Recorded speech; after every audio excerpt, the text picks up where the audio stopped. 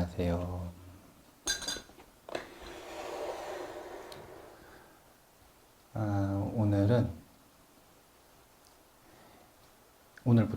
오늘부터는 예전에 쓰던 원고가 있는데, 어른 수업이라고 하는 원고가 있는데, 예전에 사랑 수업처럼 이제 스님의 수업 시리즈 원고를 기획을 했다가 출판사가 문 닫게 생긴 바람에 원고를 내지 못하고 있던 그런 원고를 되살려서 어른이라고 하는 존재가 가지고 있어야 되는 태도에 대해서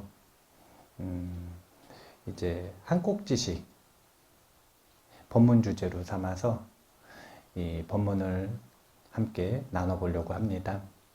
오늘은 그 첫 번째인데요.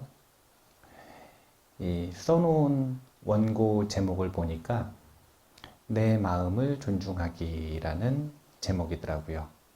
내 마음 말고 내 마음. 내 마음 말고 내 마음.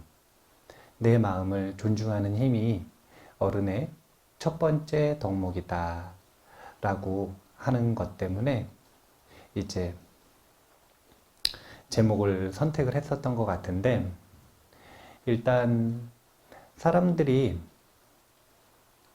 삶을 살면서 가장 많이 노출되는 고통이 무엇인가를 보면 그것은 관계예요.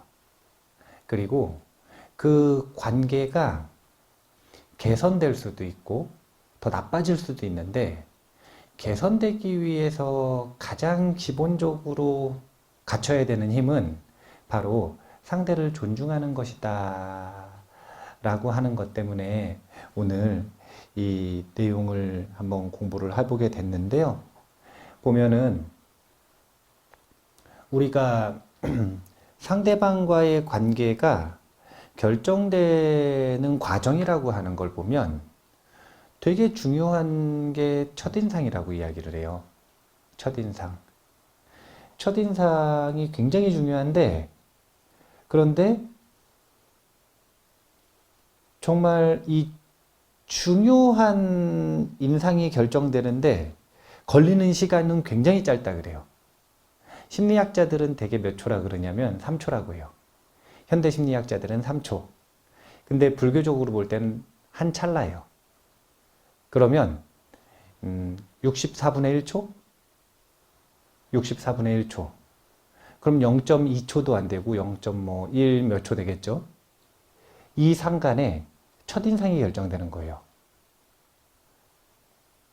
그러면 이런 첫인상이 결정되는 데는 어떤 것이 영향을 미치는가라고 하는 걸 알면 첫인상을 바꿀 수 있을까요, 없을까요? 바꿀 수 있을까요, 없을까요? 없어요.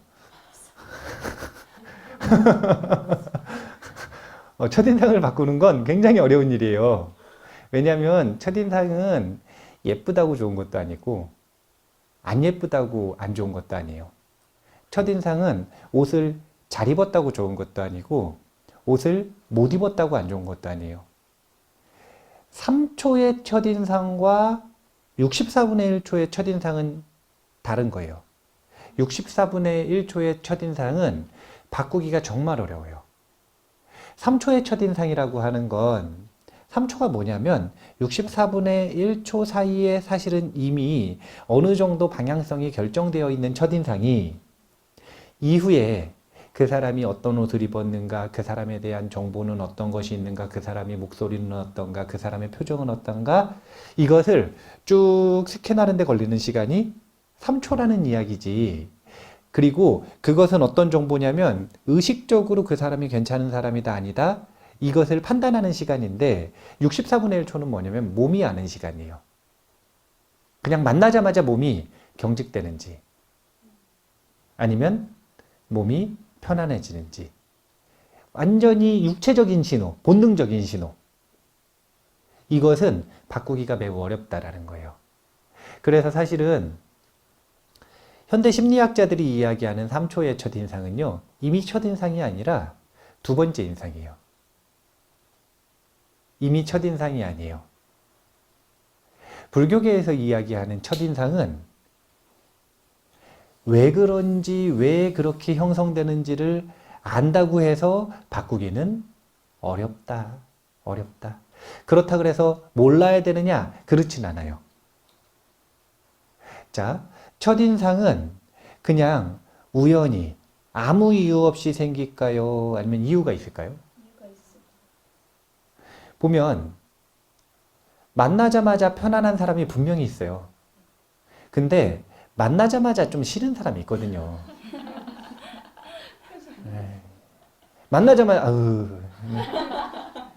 쳐다도 보기 싫은 사람이 있거든요. 그게 이유가 없을 리가 없잖아요. 만나자마자 좋은 사람도 이유가 있고 만나자마자 싫은 사람도 이유가 있다는 거예요.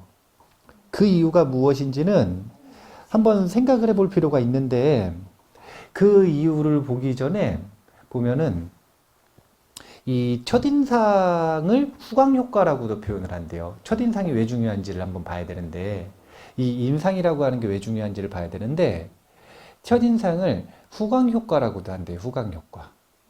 이게 무슨 뜻이냐면 첫 만남에서의 그 느낌이 후광으로 자리 잡는다는 거예요. 그 사람에 대한. 그래서 첫인상이 좋은 사람은 빛 효과가 있고 첫인상이 안 좋은 사람은 어둠 효과가 있다는 거예요. 이 얼마나 비합리적이냐면요. 누구랑 만났는데 첫인상이 좋았던 거예요. 그런데 그 사람이 두 번째, 세 번째 만나는 동안 갑자기 나한테 까칠하게 구는 거예요. 안 좋게 구는 거예요. 그러면 첫인상이 좋았던 사람이 까칠하고 안 좋게 굴잖아요?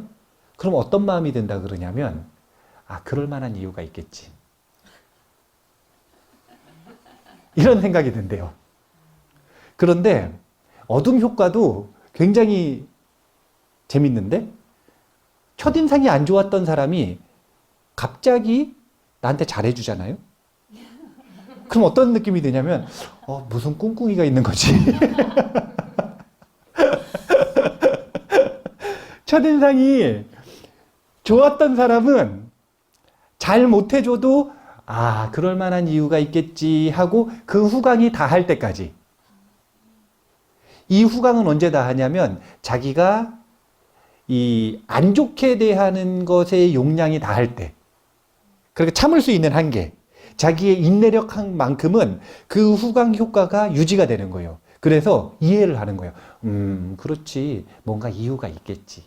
내가 잘못했나?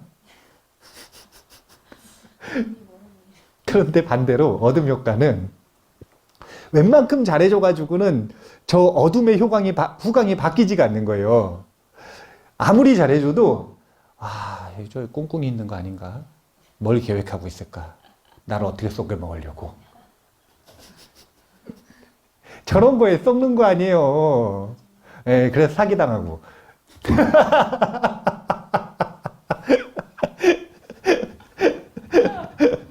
그런데 그렇기 때문에 사실은 저 첫인상 그리고 인상이라고 하는 건 굉장히 중요한 거예요. 왜냐면은 우리가 이 일반적으로는 예를 들어 가지고 희은 버브하고 이 나하고 뭐 예를 들어 가지고 한 8년 전에 처음 만났다 이거예요.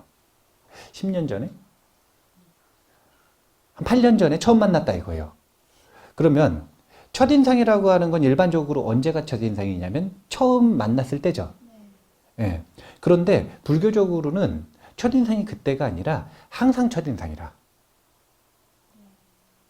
항상 첫인상인 거예요. 왜냐하면 생각을 해보면 자, 우리가 언제 처음 만났다 그랬죠? 예. 그건 이번 생에. 그렇죠? 예. 이번 생에 그때 처음 만난 거 아니에요. 그럼 전생에 만난 적이 있을까요? 없을까요? 불교적으로 보면 있겠죠. 그러니까 그게 첫인상이에요? 아니에요? 아니죠. 예. 오늘 우리 언제 처음 만났어요? 지금.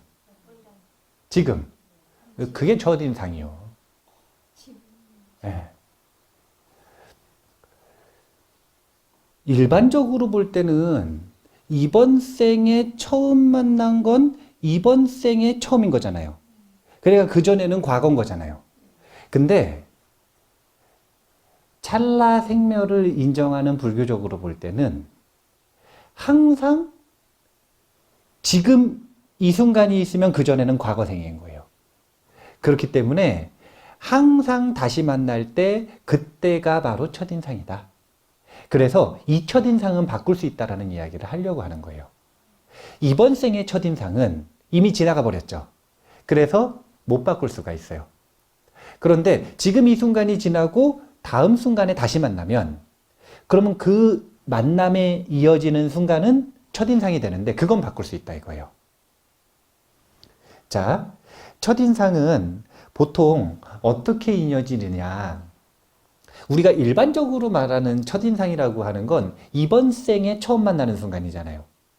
그러면은 그 순간에 랜덤으로, 우연히, 또는 옷 잘 입었느냐, 못 입었느냐, 또는 어떤 관계로 만나느냐, 또는 정보를 어떻게 들었느냐, 이런 거 가지고 첫인상이 결정되느냐, 그게 아니라는 거예요. 분명히 이유가 있고 근거가 있습니다. 어떤 이유가 있고 근거가 있냐면 복잡한 이유가 있어요. 복잡한 이유. 왜냐면 우리는 요 호텔 델루나 보니까 거기에서는 삼도천 건너는 동안 이번 생의 기억을 다 잊어버린다 그러대요. 거기서 삼도천 건너는데 49일 걸린다 그러죠.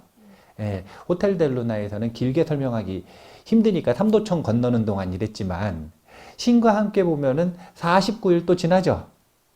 일주일마다 대왕 만나가지고 심판받으면서 49일 지나잖아요. 그게 이제 원래 중국, 한국, 일본의 요 동북아시아의 원래 고유의 정신문화예요. 사후 세계관. 그런데 그 49일이든 하루든 아니면 삼도천을 건너는 동안이든 아니면 다음 생을 받기 전이든 분명히 다음 생을 받기 전에 과거의 기억을 잃는단 말이에요.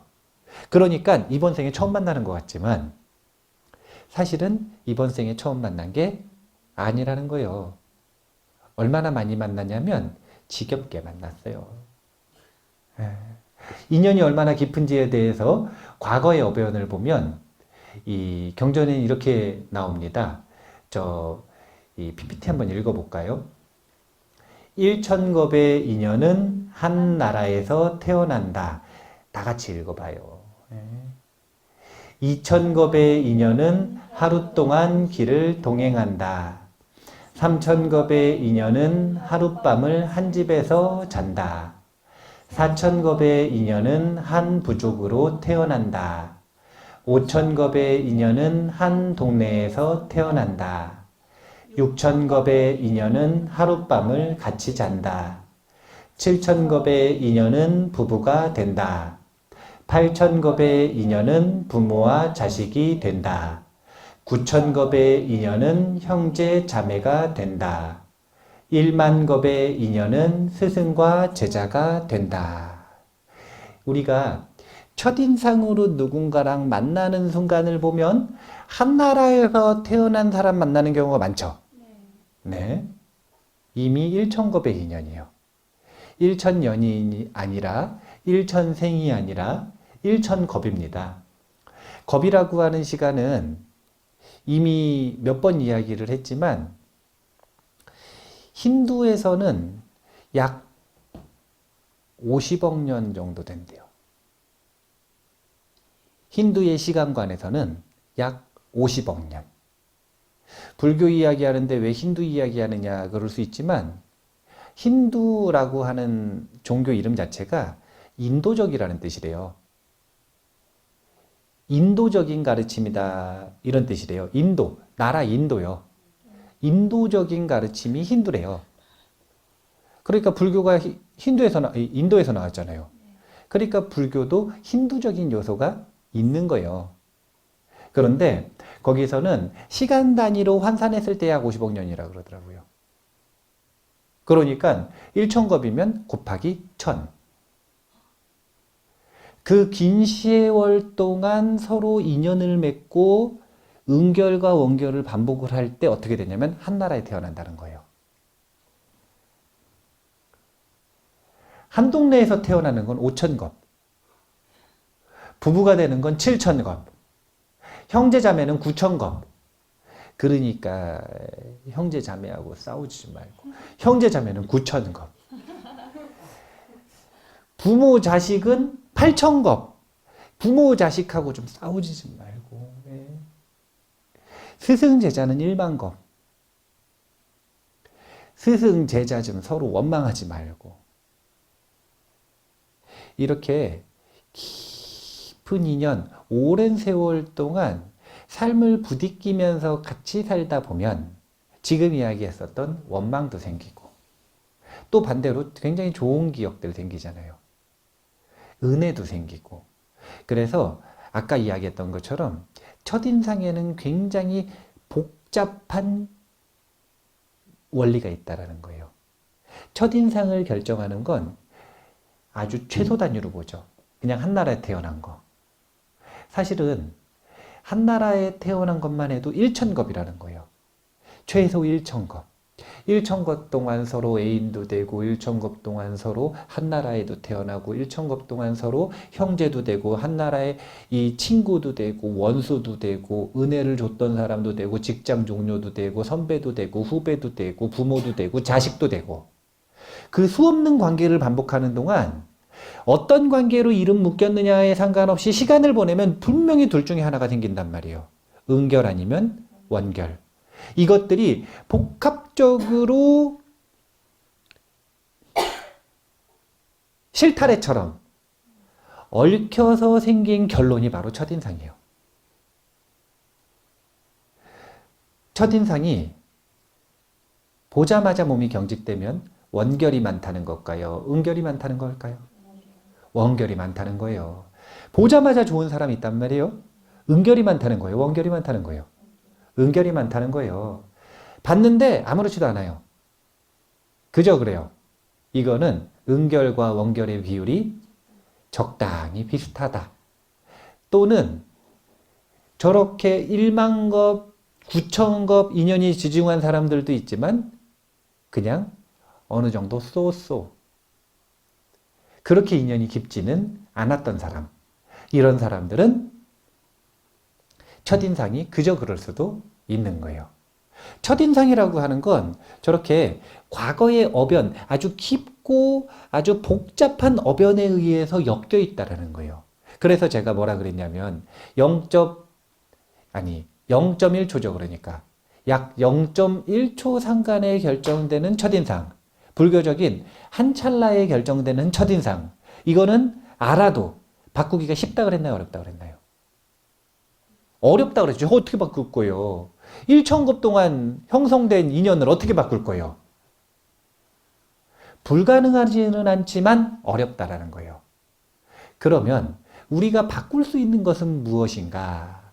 그것은 두 가지인데 이제 보면 첫인상을 바꾸기 위해서는 이 업을 바꾸는 방법이 있고 또 업을 바꾸는 방법이 있습니다. 첫 번째 업을 바꾼다라는 게 뭐냐면 생각을 바꾸는 거예요. 의업이 바뀌는 거죠. 그 사람의 의식이 바뀌면 돼요. 근데 이것은 정말로 과거의 어변을 바꾸주는 효과가 있어요. 그래서 굉장히 근본적인데 쉽다 그랬나요? 어렵다 그랬나요? 어렵다 그랬죠. 근데 이거 말고 아까 이야기했었던 것처럼 이번 생에 처음 만났을 때 그때 말고 이번 만남에 다시 처음 만날 때 한 달 전에 만났다가 다시 만날 때 그때도 다시 첫인상이 새롭게 갱신되는 거거든요. 그때의 첫인상을 바꿀 수 있는 방법은 생각을 바꾸는 것보다는 조금 더 쉬운 거. 그게 뭐냐면 몸짓과 말짓을 바꿈으로써 우리는 다시 첫인상을 바꿀 수가 있다는 거예요. 그러니까 사실은 상식적으로 이야기할 때는 지금 말하는 첫인상은 첫인상이라는 말하고는 어울리지가 않죠. 예. 이것은 그냥 인상이죠. 인상. 그 사람과 만날 때마다 생겨나는 새로운 인상. 그래서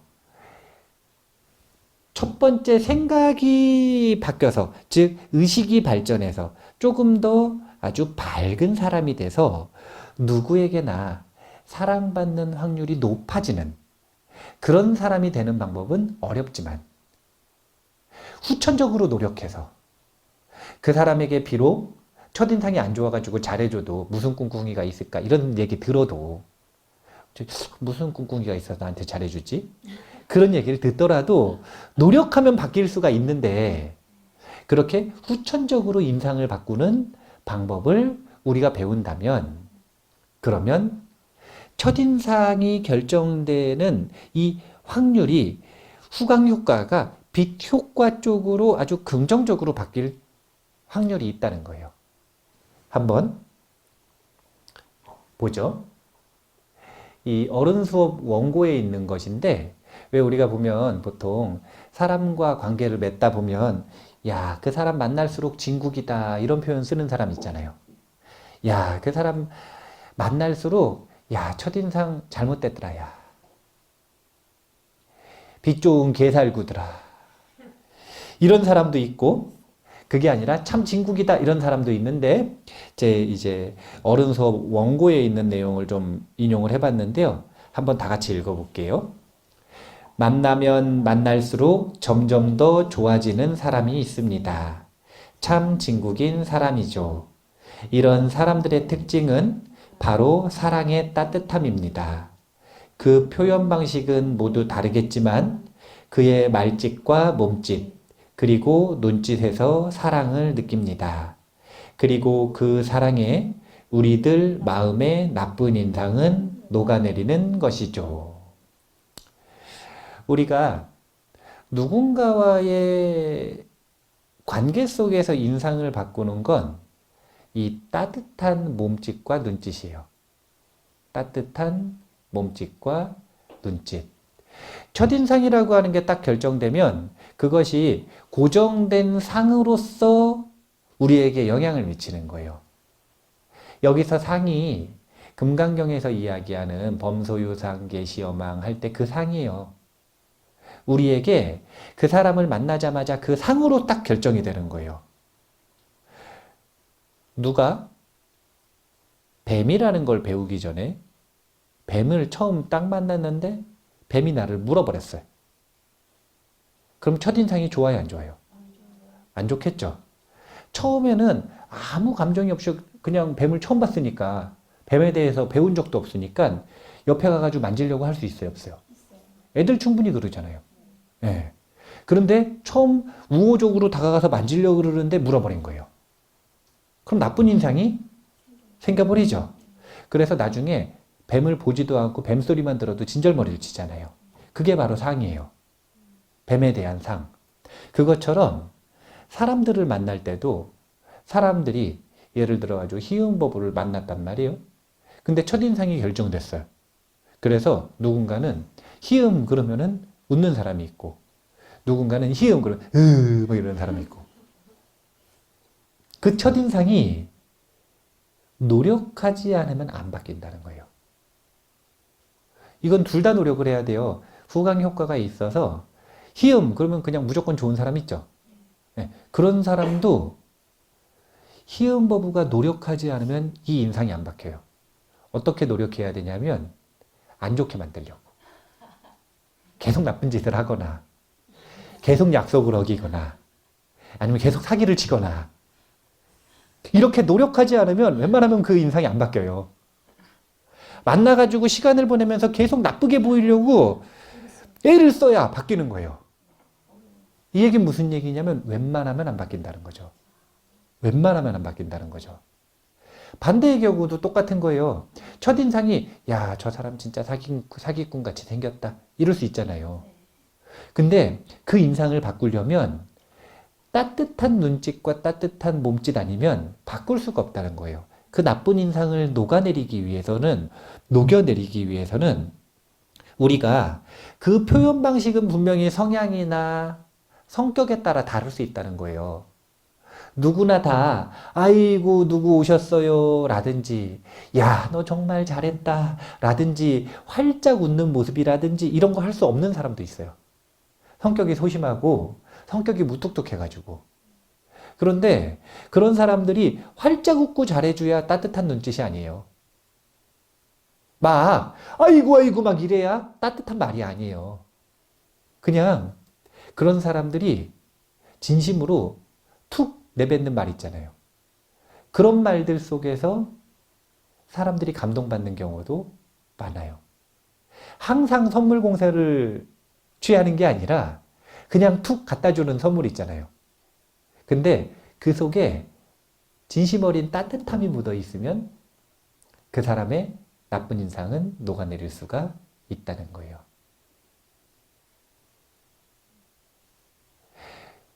우리가 따뜻한 눈짓, 몸짓, 그리고 말짓. 이것이 나쁜 인상을 바꾸고 인상을 바꾸는 핵심이라는 걸 먼저 알아야 되는데, 우리가 그렇게 다른 사람에게 그 따뜻한 마음을 준다라고 하는 건 결국은 그 사람을 바라봐주고 그 사람에게 관심을 가져주는 거잖아요. 그런데 이게 너무 심하면 또 안 돼요. 역효과가 나요. 왜냐면은 한번 잘 생각을 해보세요. 자, 지금 우리가 인상을 바꾸는 게 좋은 인상을 나쁘게 바꾸려고 노력을 해야 돼요. 나쁜 인상을 좋게 바꾸려고 노력해야 돼요. 자, 인상이 한번, 첫인상이 한번 딱 바뀌잖아요? 그러면 좋게 딱 바뀌면 웬만큼 노력 안 해도 유지가 돼요. 진짜 나쁘게 보이려고 애를 쓰지 않는 이상 웬만하면 유지가 돼요. 특히 자주 안 만나면. 특히 자주 안 만나면. 그런데 나쁜 인상은 진짜 애를 써야 돼요. 근데 생각을 해보세요. 따뜻한 눈짓과 몸짓, 말짓 다 좋단 말이에요. 관심을 가지고 바라봐주고 그 사람에게 주의를 기울여주는 거 다 좋아요. 근데 나쁜 인상을 가지고 있던 사람이 나한테 너무 과해. 이러면 인상이 좋아지겠어요? 스토커로 변하겠어요? 스토커라고 생각하고 아주 끔찍하다고 생각해 줄 수가 있겠죠. 그래서 과하면 안 되는데, 이제 공자님이 논어에서 과하면 안 된다라고 표현을 할 때 이렇게 표현을 합니다. 뭐라 그러시냐면, 충심으로 말해주고, 한번 읽어볼까요? 충심으로 말해주고 좋은 쪽으로 잘 인도하되 불가능하면 그만두어 스스로 욕되게 하지 않게 한다. 이제 여기서는 그 정치할 때 이 왕에게 대하는 태도예요, 이게. 그래서 충심으로 말해주고 이런 표현이 있는 거예요. 근데 일반적으로도 다 적용이 되는데 그 사람을 바라보면 그 사람에게 해줄 만한 조언들이 생길까요, 안 생길까요? 생기겠죠.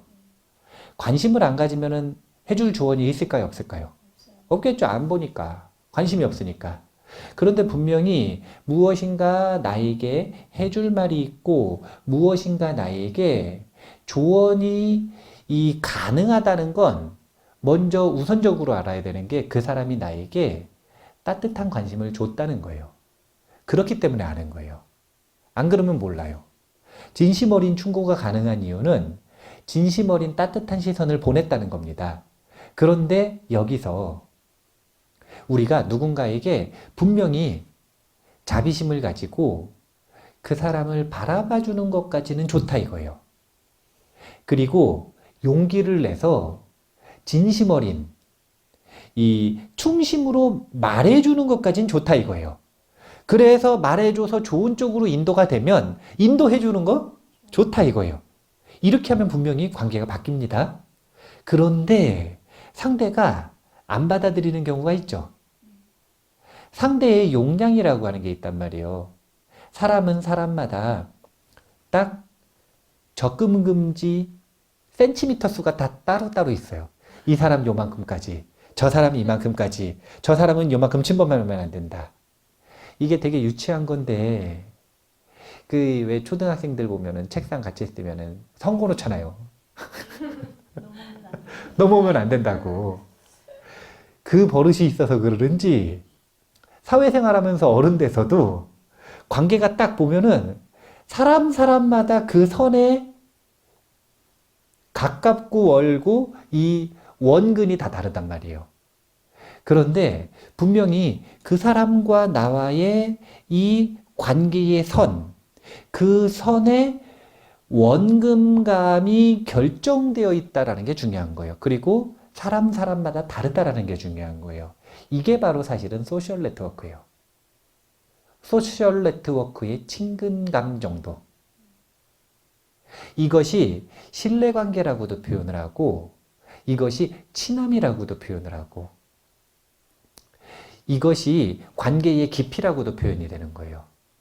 그래서 그 관계의 깊이보다 더 깊게 들어가는 건 침범이에요. 그리고 반칙이에요. 역효과입니다. 그래서 무작정 관계 안 한다. 나는 무조건 침범 안 한다. 나는 관심도 안 둔다. 이것보다는 이렇게 하면 관계가 개선되기는 어려워요. 자, 물론 이제 스님들 같은 경우에는 다른 사람들과의 관계를 바꿔야 돼요? 안 바꿔도 돼요? 안 바꿔도 상관이 없죠. 수행하는데 별로 문제가 없으니까. 그런데 돈 버는 사람들은 사회생활하고 싫어하는 사람들하고도 계속 만나야 되고 그저 그런 사람들하고는 은결을 만들어야 되고 그래야 본인이 성공하고 진급하고 돈 벌 수 있는 사람들은 어떻게든 관계를 좀 개선을 해야 돼요, 안 해야 돼요? 목매고 거기다가 이 모든 걸 다 쏟아부을 필요는 없지만 이왕이면 관계를 좋게 만들면 좋잖아요. 그럴 때는 분명한 건 따뜻한 눈길을 줘야 된다는 거예요. 관심을 가져줘야 된다는 거예요. 그리고 그걸 말로 표현할 수 있으면 표현해 봐야 된다는 거예요. 그래서 바뀐다면 어느 정도 책임지고 잘 인도해 줘야 된다는 거예요. 하지만 거부하거나 불가능하다고 판단되거나 아직 이르다고 판단되거나 역효과가 나면 어떻게 해야 된다? 곧바로 그만둬야 된다. 욕심 버리고. 왜냐하면 서로 욕되게 되니까. 내가 욕되게 된다는 건 내가 비굴해진다는 거고 내가 이 욕되게 된다는 표현 이상이 없네요. 욕되게 돼요. 욕되게 돼요. 그리고 상대방도 욕되게 되는 거예요. 오히려 역효과가 나서 그러니까 우리 그 친척 중에 요 교회 열심히 다니는 집사님이 있었단 말이에요. 그분이 나한테 반칙을 안 했으면 내가 교회를 다녔을 수도 있어요. 지금 절에 안 다녔을 수도 있어요. 네, 목사님 됐을 수도 있어요. 근데 그분이 저한테 반칙을 해가지고 침범을 너무 심하게 하니까 그러니까 어떻게 되냐면 오히려 반작용으로 교회를 데리고 가고 싶었으나 다시는 교회에 가지 않는 이게 바로 욕되게 되는 거예요. 욕되게 되는 거예요. 그 입장에서. 예. 그러니까 그 집사님이 지금 출가한 나를 보면은 얼마나 안타깝겠어요. 악마의 자식이 됐다고, 사탄의 자식이 됐다고, 얼마나 욕되게 된 거예요. 예. 얼마나 안타깝겠어요. 예? 예. 그러니까 그 이후에 나랑 다시 한 번도 안 보잖아. 욕되게 돼서. 반칙하면 절대 안 돼요. 침범하면 안 돼요. 예. 제가 이 기본적으로 절에 오는 청년들이나 사람들한테 관심이 있어요, 없어요? 없죠. 근데 그렇다고 아예 관심이 없어요? 아니요. 제가 은근히 저희 궁금한 거 뒤에서 물어봅니다. 안 보는 척하지만 다 보이거든요. 그러니까 의도적으로 보려고 하지는 않지만 보이는 걸 눈 감지는 않아요. 그러니까 따뜻한 시선이 주려고 하지는 않지만 가는 거는 막지 않는다는 거예요. 그리고 그 다음에 인터뷰할 때 요청하면 그것에 대해서 말해줘야 될 것들을 말해줘요, 안 해줘요? 해주죠. 해줬는데 안 바뀌면 그 다음에 말해요, 안 해요? 안 하죠. 딱 이대로 하는 거예요. 충심으로 말해주되 좋은 쪽으로 바뀌면 잘 인도하고 그렇지 않으면 불가능하면 서로 욕되게 되지 않기 위해 그만두어서 스스로를 욕되게 하지 않는다. 그러니까 희은부부한테 특별히 뭐라고 말 안 하잖아요. 서로 욕되게 되기 싫으니까. 그런데 이제 자기 마음대로 하다가 안 될 거 다 안 됐으니까 예. 이제는 또 어느 정도 얘기해 주잖아요. 예. 왜냐면 불가능하지가 않으니까. 그래서 관계를 개선을 하기 위해서는 자비로운 따뜻한 시선도 중요하지만 그 타이밍과 선이라고 하는 걸 잘 지키는 지혜도 반드시 필요하다라는 걸 우리가 기억을 해야 돼요. 그래서 분명한 건 이거 잘 기억해야 돼요. 반칙은 안 된다. 침범하면 안 된다. 너무 가까이 가면 안 돼요. 너무 가까이 가면 안 돼요. 사이가 제일 좋은 건 주말 부부라.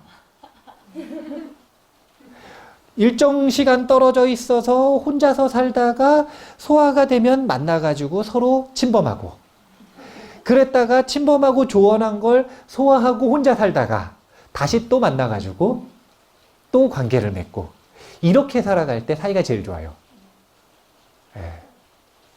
그래서 그 비율이라고 하는 걸 그 사람의 성향을 잘 봐야 돼요. 그리고 나와의 관계에서 어느 정도까지 줄을 쳐놓은 선이 있는지를 잘 봐야 돼요. 그리고 그 선 깊이까지 들어가고 싶다면, 이게 뭐냐면 인연이 깊어지는 거고 은결이 깊어지는 건데, 그렇게 하고 싶다면 어떻게 해야 되는 거냐면, 분명한 건 가까이 가면 갈수록 그 사람을 바꿔줄 수가 있어요. 가까이 가면 갈수록 그 사람에게 좋은 영향을 미칠 수가 있어요. 그건 분명한 거예요. 그런데 가까이 가려면 어떻게 해야 되는 거냐면, 역설적이게도 침범하지 않아야 가까이 갈 수 있다는 거예요. 침범하지 않는 선에서 끊임없이 후광 효과를 빛 효과로 바꾸어 나갈 때, 그럴 때 조언을 해주면 싫은 소리를 들어도 그럴 만한 이유가 있겠지, 이렇게 되는 거예요. 어둠 효과가 있잖아요. 아무리 좋은 말을 해줘도 무슨 꿍꿍이야, 왜 저러지? 의심부터 드는 거예요. 네. 그러니까 선을 잘 지키면서 줄타기를 하는 이 지혜가 반드시 필요하다는 거 기억을 하셔야 됩니다. 이거 너무 중요한 거예요. 뭐가 중요하냐면 관계를 바꾸는 거. 이유는 간단한데요. 이유는 너무너무 간단한데요. 눈앞에 있는 그 사람들, 만나는 그 사람들 있잖아요. 일상에서 스쳐 지나가는 사람들, 또는 스쳐 지나가지 않고 6시간 같이 근무하는 사람들, 주 5일 만나야 되는 사람들, 집에 가가지고 같이 있어야 되는 사람들, 일주일에 한 번씩 만나가지고 술 마시고 커피 마시는 친구들, 이 사람들 되게 중요한 사람들이에요. 왜 중요하냐면 이미 그렇게 오래된 지중한 인연이기 때문에 그래요. 그 관계를 바꾸지 못하면 결코 새로운 보물 같은 인연이 오지 않습니다. 백마탄 왕자님을 기다린다 그러잖아요. 이거 남성으로 바꾸면 뭐예요? 여성은 백마탄 왕자님을 기다린다고 표현하고, 남성은 흑마탄 공주님. 바꾸려면 완전히 바꿔야 된대요. 백마 아니고 흑마여야 된다. 백마탄 왕자님이나 공주님을 기다리려고 하는 건 그건 엄청난 착각이에요. 지금 있는 사람들이 백마탄 왕자님이고 지금 있는 사람들이 백마탄 공주님입니다. 어떻게 할 때 되는 거냐면 인상을 바꿔낼 때.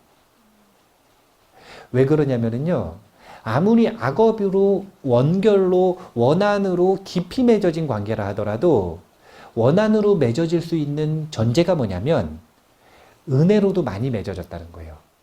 오래되고 깊은 인연이기 때문에 원한이 깊은 겁니다. 오래되고 깊지 않은 미국에 있는 크리스티나, 이 사람하고 원한 맺을 일이 없어요. 친하고 인연이 지중하니까 원한을 맺는 거예요. 친하고 인연이 지중하니까 만난 거예요. 자주 보는 거예요. 그 사람들과 지금 눈앞에 드러나 있는 원결의 꽃을 풀기만 하잖아요. 그러면 숨겨진 은혜의 보물들이 드러납니다. 그래서 지금 있는 사람들을 중요시 여겨야 되는데, 이 앤드류 카네기라고 하는 분이 이 인간관계론에서 아주 중요한 인물이잖아요. 이 카네기 선생님이 하신 표현을 한번 볼게요. 다 같이 읽어볼까요? 어느 곳에 돈이 떨어져 있다면 길이 멀어도 주우러 가면서 제 발밑에 있는 일거리는 발로 차버리고 지나치는 사람이 있다. 눈을 뜨라. 행복의 열쇠는 어디에나 떨어져 있다. 기웃거리고 다니기 전에 먼저 마음의 눈을 닦으라. 그러니까 미국에 일자리가 있다 그러니까 길이 멀어도 주우러 가면서 한국의 제 발밑에 있는 일자리는 발로 차버리는 지나치는 사람이 있다 이거예요.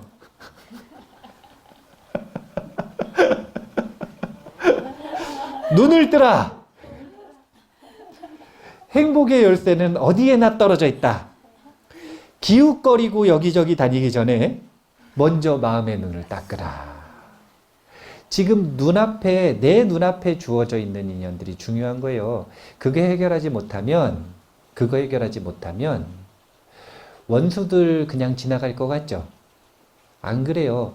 지금 눈앞에 있는 원수랑 해결하지 못하잖아요? 그러면 더 큰 원수 와요. 지금 눈앞에 있는 기회, 좋은 인연을 잡지 못하잖아요? 그러면 백마탄 원장님은 안 옵니다. 저 멀리서, 저 미래에 더 좋은 기회가 올 것이라고 생각을 하는 건 엄청난 착각이에요. 지금 발버둥 치는 사람한테 기회는 옵니다. 지금 주어진 인연에 최선을 다하는 사람에게 기회는 오는 거예요. 그래서 우리가 발버둥을 치는데 어떤 발버둥을 치는 거냐면 다른 게 아니라 관계 속에서의 발버둥이라는 건 관계를 개선하기 위한 발버둥이에요. 몸짓과 말짓과 눈짓. 따뜻한 몸짓과 말짓과 눈짓으로 그 사람과의 관계를 개선하기 위해 노력을 최선을 다하는 거. 그래서 한국인들이 이걸 잘 못하니까 제일 좋아하는 불교 용어 중에 하나가 일기일회인 거예요.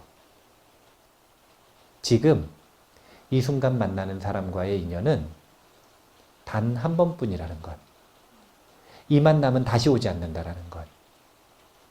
지금 이 순간이 마지막이라는 것.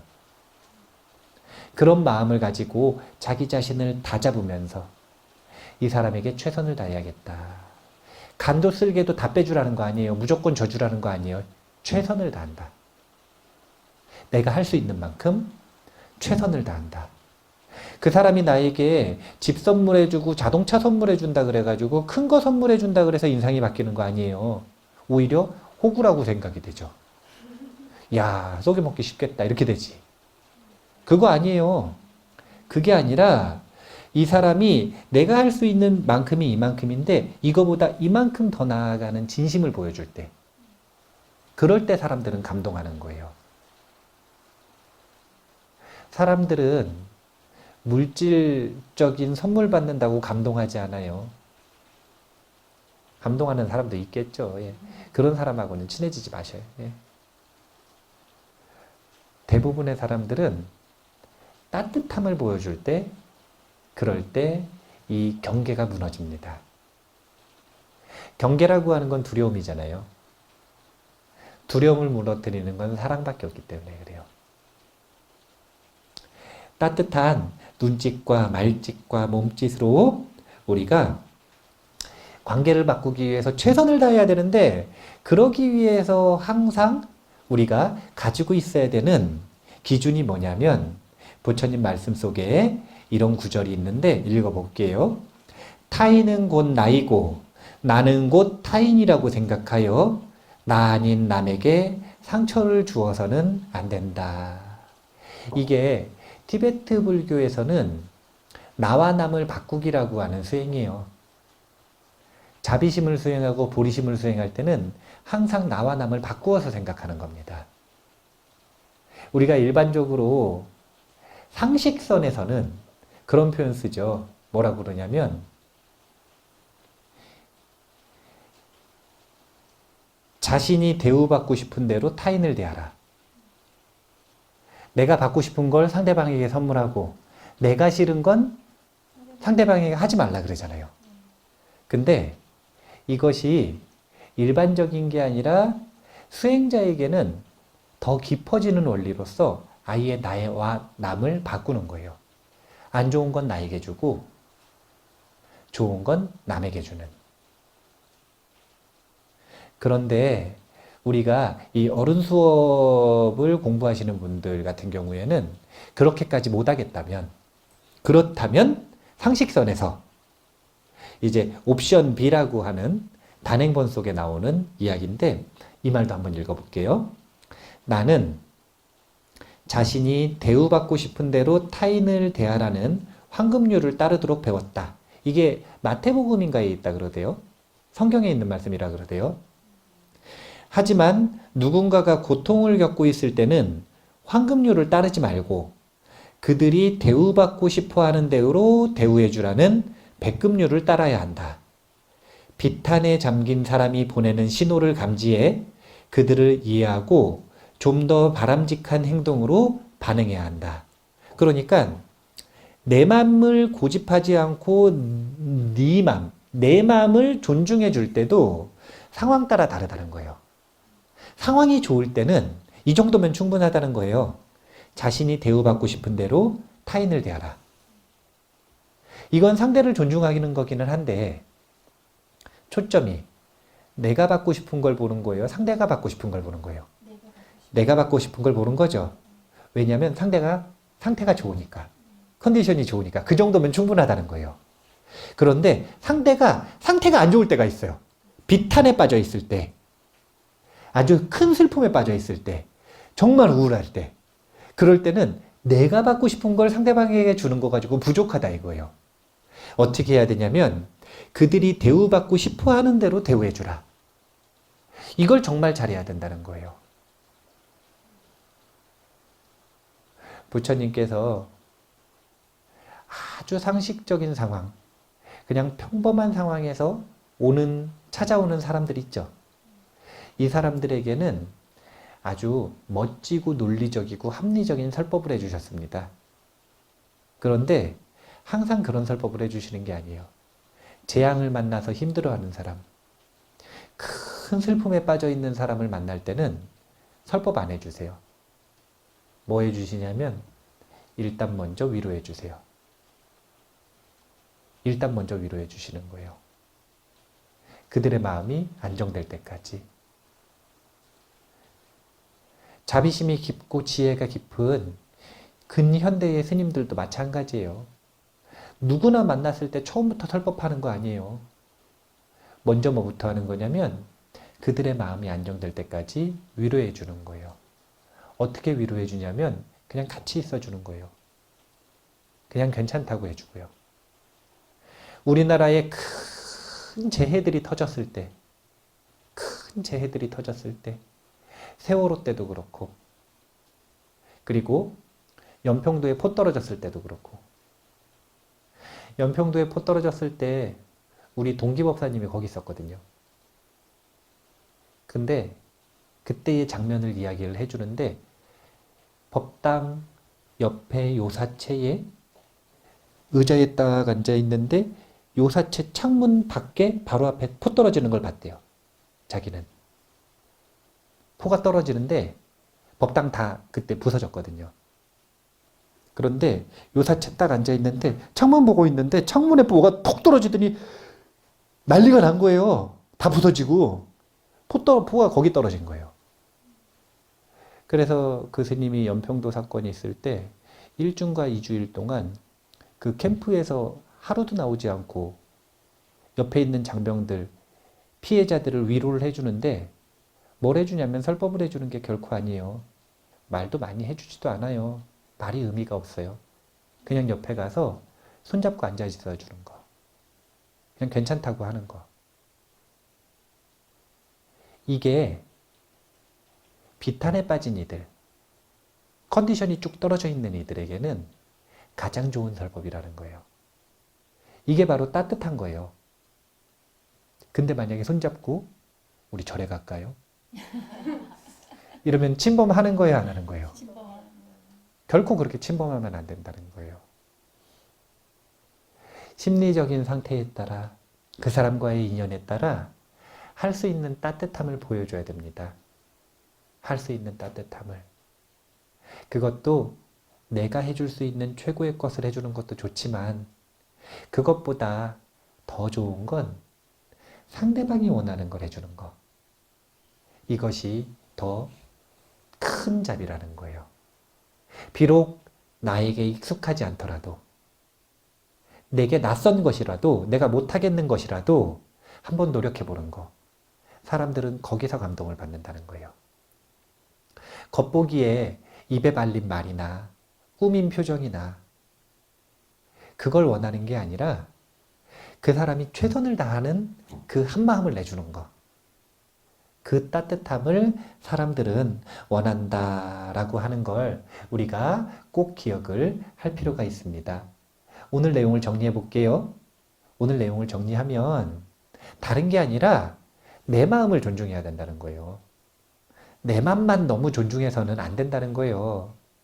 내 마음만 중요한 게 아니라 눈앞에 있는 상대방 마음이 정말 중요한 거예요. 이렇게 초점이 변화할 때 그 사람의 인상은 바뀐다는 거예요. 매일 매순간 우리는 사람들하고 새롭게 만나고 첫인상이라고 생각을 해야 돼요. 이번 생에 처음이라 그때 그 순간 말고 매 순간 우리는 새롭게 태어나기 때문에 지금 법당에서 헤어진 다음에 공양간에서 만나잖아요? 그럼 또 첫인상이라. 그때 다시 우리가 최선을 다하는 그런 관계의 노력을 할 필요가 있는데 그게 억지로 하라는 게 아니라 이게 태도가 되어야 된다는 거예요. 태도. 그냥 습관적인 태도. 최선을 다하는 태도. 그리고 그 최선을 다하는 태도에는 기준이 두 가지가 있는데 하나는 기본적으로는 당연히 상대방을 봐줘야 돼요. 따뜻하게. 봐야 그 사람을 알고 그 사람에게 무엇인가 해줄 말이 있는 거예요. 그리고 두 번째는 그러면서도 반칙하면 안 된다는 거예요. 선을 넘으면 안 돼요. 억지로 막 밀어붙이면 안 돼요. 그럼 절대로 안 돼요. 특히 장기적으로는 그러면 관계가 분명히 원결이 돼요. 단기적으로는 한 번 만났을 때는 그럴 필요가 있을 수도 있어요. 왜냐면 한 번뿐이 안 만나니까. 그리고 그 사람이 너무 소심할 수 있으니까. 너무 소심한 사람은 손 딱 잡고 끌어줄 필요도 있어요. 이런 것들이 지혜죠. 그런데 상식적으로 평균적으로는 선을 지킬 필요가 있다는 것, 그것을 꼭 기억을 해야 됩니다. 그리고 이를 위해서는 자꾸 내 고집만 보는 게 아니라 상대방을 바라보는 눈, 상대방에게 깨어있는 그 마음이 필요하다는 것, 이것을 꼭 기억을 하셔서 우리가 첫인상을 바꿔서 멀리 있는 새로운 인연, 멀리 있는 새로운 기회를 찾기보다는 지금 내 눈앞에 버려두고 있었던 그 소중한 인연을 일깨우는, 그래서 삶의 행복을 누리는 그런 기회를 만들었으면 좋겠습니다. 그러면 오늘은 이만 마치겠습니다. 감사합니다.